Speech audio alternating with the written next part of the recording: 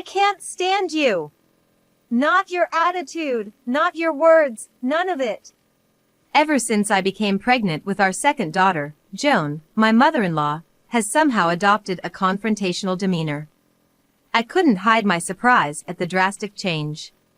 But that's another issue entirely.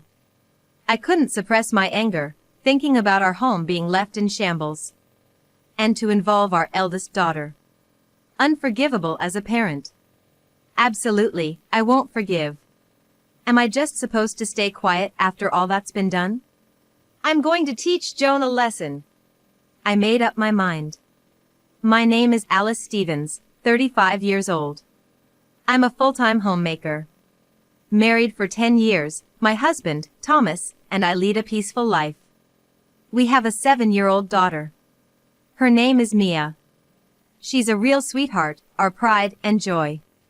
Just a little while ago she was going to kindergarten, but now I'm dropping off my daughter, who's become an elementary school student, at school again today. Take care, sweetie. Mia, living her life happily, had been giving me strength without me even realizing it. Indeed, children grow up incredibly fast. One day she'll become an adult before I know it. Thinking about her having a boyfriend, getting married, and leaving our home makes me sad, but if that's the path Mia chooses, I won't stop her. Although I ponder such things, when I think about it calmly, Mia is still only 7. We still have plenty of time together. I decided to fill that time with as much love as possible. Since we don't have many children in our family, Mia has always been the center of affection.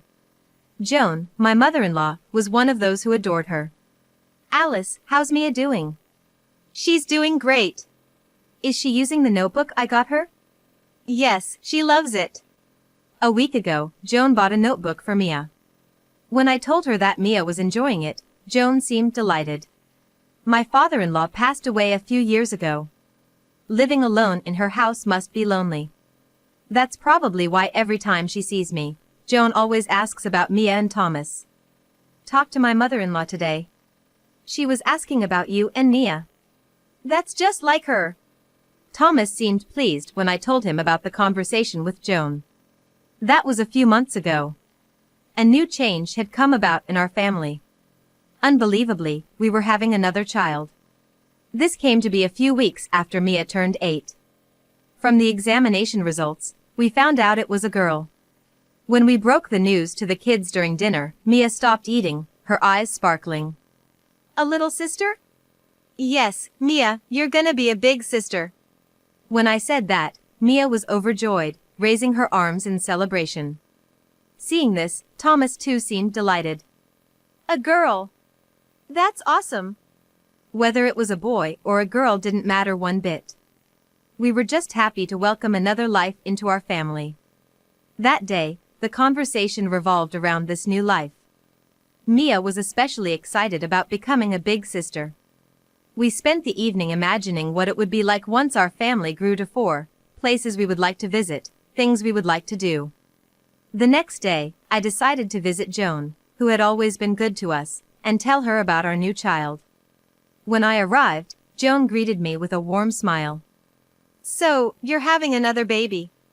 Congratulations. Thank you. Joan blessed us with a beaming smile. So, is it a boy? It's a girl. I was certain that Joan would be thrilled. I figured she would shower the new baby with love, just like she did with Mia. I was excited to see her reaction.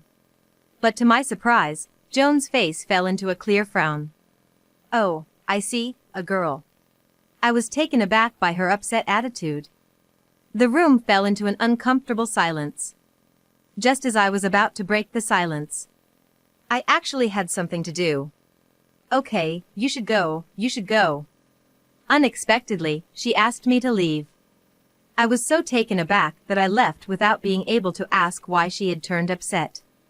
Was it something I said? That was the only thing that crossed my mind. Could she have been upset about the baby's gender? No, that couldn't be it. After all, Mia is a girl too and Joan adores her. Could the problem lie with me then? On the drive back home, I kept wondering what might have upset Joan. I came home with a heavy heart and began doing my chores. In the afternoon, I went to pick up Mia from school. How was school? What did you do today? I asked my usual questions. Usually, Mia would react with joy, but today was different. She stared at my face. Then, she said simply, "Mom, you don't seem well today." Mia then placed her hand on my head. I wondered if she was imitating me. Yet, I was impressed. She observes people so well. I tried not to show my troubled mood, but it seemed like Mia had seen right through me. I hugged Mia and stroked her head. Fast forward about 2 months. There was another change in our family. Surprisingly, Joan wants to live with us. The reason was because I was pregnant and she wanted to help with household chores and taking care of Mia. There had been an awkward silence since the day I announced the gender of the baby, but her offer to move in and help lightened my mood. I wasn't disliked after all. I was hopeful that living together with Joan would deepen our bond. I was harboring such faint hopes. Originally, Thomas had a good relationship with Joan, so he seemed happy about the idea of living with his mother again after so long. If Joan and I didn't get along, it would surely trouble Thomas. I steeled myself and began preparations to live with Joan. But, my hopes did not come true. Joan seemed to harbor some resentment towards me. Since we started living together, her demeanor had been rather cold, and she would pull faces at the meals I cooked and the chores I did. She had initially said she wanted to help with the chores, but since we started living together, she hadn't lifted a finger. She just kept bossing me around. "What's with this food? It's too plain. I wonder how Thomas puts up with this kind of food. I bet he has a complaint or two." If you say so. I have never received a complaint from Thomas. But, maybe it wouldn't be strange if he had some complaints. As I thought about the meals I've prepared so far, Joan smirked and spat out these words. "Maybe he's got another woman on the side, you never know." Even as a joke, I didn't want to hear such things. Thomas would be fine. I believed that, but when I heard it out loud, I was taken aback. Seeing me downcast, Joan just laughed even more. And to add insult to injury, Joan told me, "A woman like you will be dumped sooner or later. Just be prepared." She then proceeded to eat the meal I'd prepared, which she'd said smelt of poverty. She was clearly making faces as if it tasted awful. I wish she wouldn't bother eating it if she's going to be like that. I could painfully feel my mental state being chipped away by Joan's words and actions. Fortunately, Joan was very kind to Mia. Mia seemed to be fond of her, which was a relief. But I couldn't shake off the suspicion that Joan might be doing something to Mia when I wasn't around. I found myself harboring such doubts. I had subtly asked Mia what kind of conversations she was having with Joan. But Mia seemed to enjoy talking about school and study, things like that. Complicating matters, Joan played the role of the good mother-in-law in front of Thomas. "Alice dear, is there anything bothering you? Please feel free to talk to me about anything." "Thank you." Without any proof, opposing her here would only be disadvantageous. I managed to force a smile and listen to Joan's talk. However, 4 months after we started living together, my belly was getting bigger, and honestly, I was getting tired of dealing with Joan. If I felt ill and fell asleep on the sofa, she'd wake me up and scold me for not doing housework. When I couldn't serve a decent meal because I couldn't stand the smell of food, she would bring up her own pregnancy and tell me how incompetent I was as a wife. I was fed up with this life. I knew it was late, but I made up my mind and decided to consult Thomas. Can we talk a little about your mom?" "Mom? What's up?" I told Thomas how Joan had been treating me. It was painful to remember everything that had happened so far. "I didn't realize that. I'm really sorry." Thomas believed what I said. And then he told me a surprising fact. "Actually, Mom has always been stubborn, or should I say bad-tempered. If something doesn't go her way, she gets upset right away. I hadn't noticed because it hadn't happened lately, and I'd let my guard down. I'll talk to her." I hadn't imagined that Joan had such a personality. With my tired mind, I thanked Thomas. But Joan's attitude did not change. In fact, it might have gotten worse than before. The frequency of her ordering me around increased, and lately, she even stopped making her own drinks. Joan, can't you at least make your own drink? Shut up. Don't give me orders. I don't care if you're pregnant or what, you're a housewife, and it's only natural for you to do everything around the house. When I was pregnant. And so began Joan's self-praise. You and I are different people, so our hardships must be different too. I wanted to tell her off, but I just didn't have the energy. I continued to listen to Joan's story so as not to upset her. Living that way, I had a strong ally besides Thomas. That ally was Mia. It seemed Mia could sense my mood. It was astonishing how perceptive she was for an 8-year-old. Of course, I was aware of how unfair it was to make a child worry about me, and I felt guilty.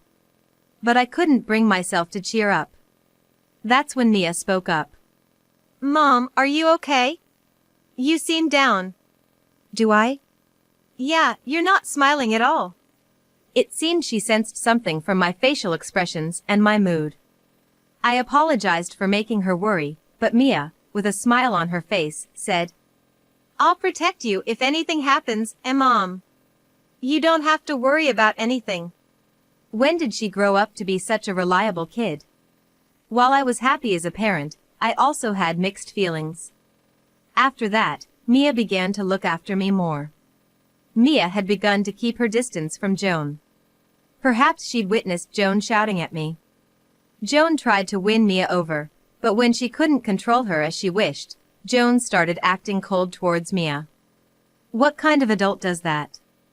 Such a selfish person. I was disgusted, but if Joan ever harmed Mia, it would be too late. I began to pay more attention to Mia. Mom, are you okay? Tired? I can help you with the dishes. After that, Mia began to help out even more. Thanks for your help. Well, you're pregnant. It looks hard. Mia happily picked up the dishes from the drying rack and started wiping them. Out of the corner of my eye, I saw Joan's face looking very displeased. She probably didn't like that we were helping each other. I didn't care. If she had something to say, she should just say it with her usual gusto. I thought about this as I worked with Mia. Several months later. My due date was approaching. When I gave birth to Mia, there were no particular issues, but this time, due to the stress, I was not feeling well and had to be hospitalized early. The one I was worried about was Mia. If she were to be victimized by Joan while I was away, it would be unbearable. After some thought, I came up with a plan. The plan was to have Mia come to the hospital after school. It might be a burden on her, but luckily, the school and the hospital are within a reasonable walking distance. If Thomas could pick her up after work, both Mia and I would feel at ease. After all, there would be no issue with Joan being home alone. She should be doing whatever she likes. I proposed to Thomas and Mia, and both of them agreed. 1 week after the proposal. Finally, the day of my hospitalization arrived. Mama, I'm coming to visit you. Thank you, I'll be waiting. I sent Mia off as usual and started making the final preparations to go to the hospital. Joan, who had been watching, seemed grumpy as always, but today she seemed somewhat happy. Finally, the day has come. I wish you would just not come back. Say whatever you want. This hospitalization was brought forward because of you, you know. Huh? I haven't done anything, have I? The stress at home caused my health to deteriorate. It's all because you keep complaining. Knowing that I won't see her for a while, I vented all the things I had been holding back. I'm the one complaining. I haven't said anything. When I was pregnant. I'm tired of that story. Tell it to someone else. You're an ungrateful woman. You should listen to what I say. I ignored Joan's rant and continued with my preparations. Eventually, even Joan, who had been making a fuss, seemed to realize it was futile and disappeared without a trace. When I looked at the clock, it was almost noon. I grabbed my bag in a hurry and headed to the hospital. Life became quite comfortable after being hospitalized. I didn't have to hear any complaints from anyone and didn't have to do any housework. Although I was worried about giving birth, it was far better than my usual life. Once I give birth, Joan will probably leave in a hurry. No, it would be a problem if she doesn't leave. I need to discuss with Thomas and somehow create some distance. I really want to get back to living just with my family. I was absent-mindedly thinking about this on my hospital bed. At that time, I saw a short shadow in the ward. It was Mia. Mama, I'm here. Welcome, have a seat. Mia happily took a seat. Then, she slowly took out a piece of paper from her backpack. What's this? So cute. I drew this today. It's a picture of you and the baby that's gonna be born. Mia must be really looking forward to the baby. I couldn't help but appreciate Mia, who had drawn such a cute picture. Thank you, it's really good. I feel better.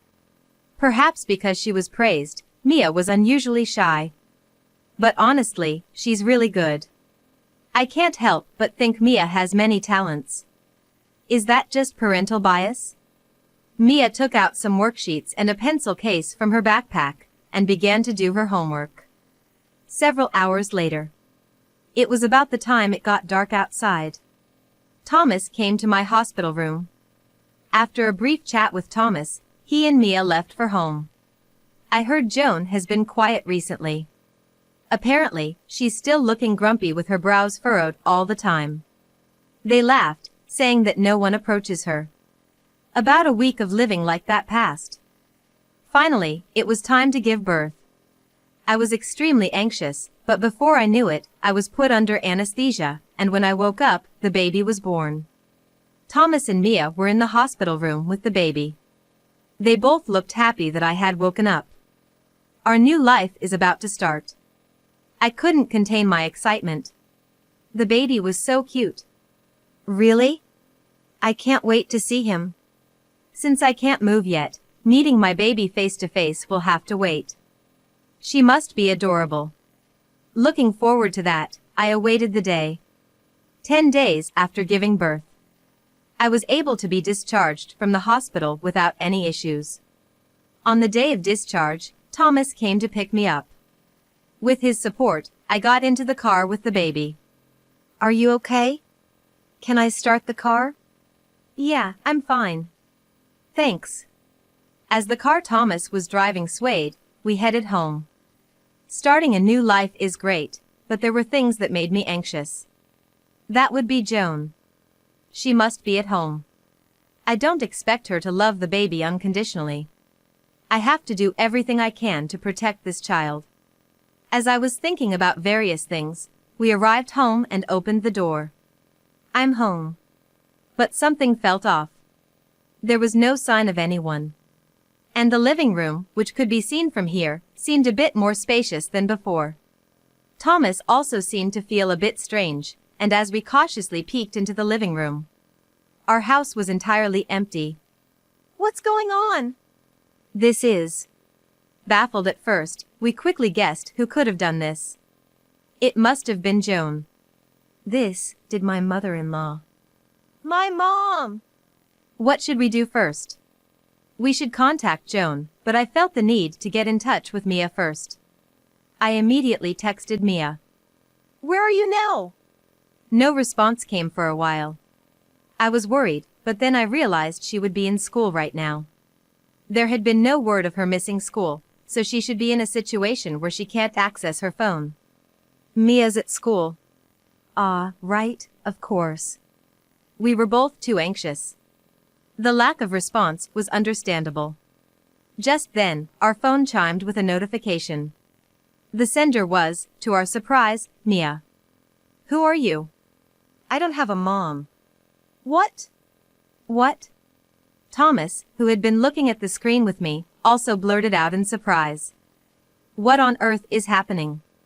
An unexpected reply from Mia, saying she had no mother. Everything was strange. We tried to call her quickly, but she didn't pick up. The only message we got from Mia was, "Don't call me. I'm selling that house. My grandmother says you should leave as soon as possible.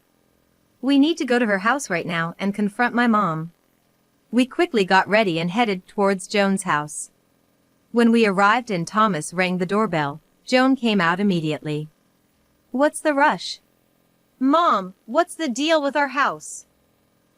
What are you talking about? Don't play dumb. You also used Mia's phone without her permission, didn't you? Joan continued to feign ignorance.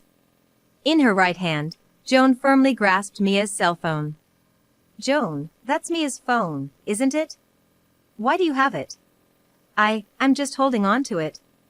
"Well, can we take a look then?" "If you're just holding on to it, you shouldn't have sent any messages. You know, we got a message from Mia's phone just a while ago." As I pressed her, Joan gradually started to frown. "Anyways, let's get inside. We can talk about it there." When Thomas said so, Joan, who seemed to have given up, led us into the room. We sat on the sofa and started to inquire about the room and Mia. But Joan remained silent. She carelessly threw Mia's cell phone and started to cross her legs. "How many times have I told you not to mess with Alice and Mia?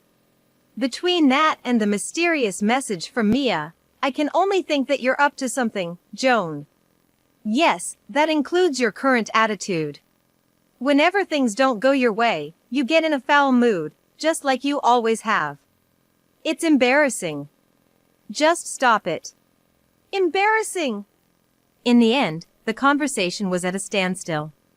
It wasn't Thomas who was in the wrong. It was Joan, who refused to say anything. Out of frustration, I intervened. "How long are you going to act like a child? You really are immature. I bet a newborn could communicate better than you. Don't you get it? We're saying that we know you're up to something from the moment you sent that weird message with Mia's phone." I didn't give Joan a chance to talk back, and I said things that tore at her pride. Joan, who fell right into it, openly showed her anger. "Childish? Me? What are you talking about? Yes, I used Mia's phone to send the message and I even cleared out the house. I wanted to teach you a harsh lesson." At Joan's sudden change, I couldn't help but furrow my eyebrows.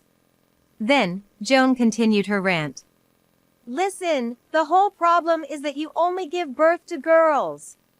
I wanted a son to carry on the Joan family name. And Thomas, how dare you lecture your mother? I didn't do anything wrong. It's all Alice's fault for not being able to do anything." That's when it all clicked. Ever since I announced my second pregnancy, she was in a foul mood, and she had a short temper because I didn't give birth to a boy. "No, it's not Alice's fault. It's all because of you, Mom. You." Joan, having been harshly criticized by her own son, was becoming redder with anger. "Do you even understand how shameful your actions are? I've been saying it, haven't I? I did nothing wrong." As usual, Joan didn't bend her opinion. Thomas, after a moment of thought, looked straight at Joan and said, "All right, if that's what you're going to say, then I have something to say too." "What is it? Spit it out." "I'm cutting ties with you, Mom." "Ties?" The moment she heard Thomas's words, Joan's complexion noticeably changed. She probably didn't expect her own son to cut ties with her. "Wait a minute. Please reconsider." "After all the havoc you've wreaked on our family, you've got some nerve." "I won't change my mind. I'll make sure our relatives know just how terrible a person you are too." "No way. Hold on a minute." "And what happened to our furniture at home?" "Indeed, where did all the furniture go?" There was quite a lot of it, and it couldn't possibly have been managed by Joan alone. "I gave all the furniture to the junk removal service. I wanted to upset you, but I only wanted to annoy you a little." "What were you thinking? You probably used Dad's inheritance to do this. It's unfair to Dad to hire such services." Indeed, He would not have wanted what he left behind to be used for such spite. I can't help but feel Joan is childish. Then give us the money to replace the furniture, Mom. It's not our fault. I can't. Replacing furniture. You sold the furniture to the service on your own, right? We don't need to spend our money. Please listen to my last request. As Thomas implored, Joan dropped her gaze, looking utterly dejected. After that, Joan replaced the furniture, they severed ties, and the matter was resolved. Having lost her connection to Thomas, Joan reportedly lost all her spirits. According to a relative who visited her after hearing Thomas's story, her atmosphere was entirely different from before. That relative said, "She was always quite stubborn. Maybe she learned her lesson this time?" So even relatives perceived her that way. Hopefully, this will prompt her to reconsider how she lives her life. Our family is living happily in the house we have been living in. We will no longer be bothered by Joan. We're able to fully engage with our family, and it's fulfilling. Mia watches over the baby with concern, which is adorable. She seems to want to play with them soon. Right. That's what a warm family is. Through this incident, I felt the kindness and reliability of Thomas and Mia. How much have these two supported me? I want to give my all to repay them from now on.